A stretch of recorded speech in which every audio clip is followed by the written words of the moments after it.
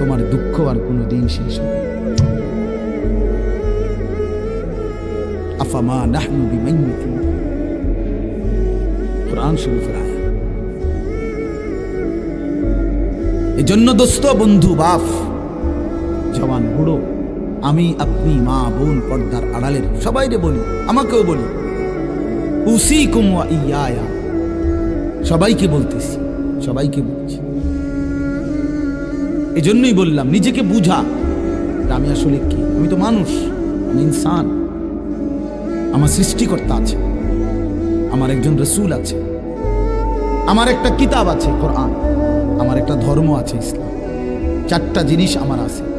এক, আল্লাহ আমার রব, মুহাম্মদ সাল্লাল্লাহু আলাইহি সাল্লাম আমার রাসূল, কোরআন আমার কিতাব, ইসলাম আমার ধর্ম।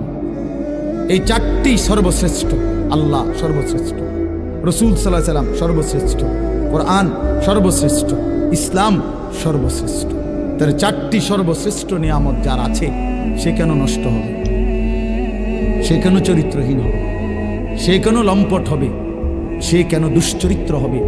তার রাত কেন নারী দেখে দেখে কাটবে? সে কেন কোনো দিন ফজরের নামাজ পড়বে না? সে আজীবন কেন মিথ্যা বলবে?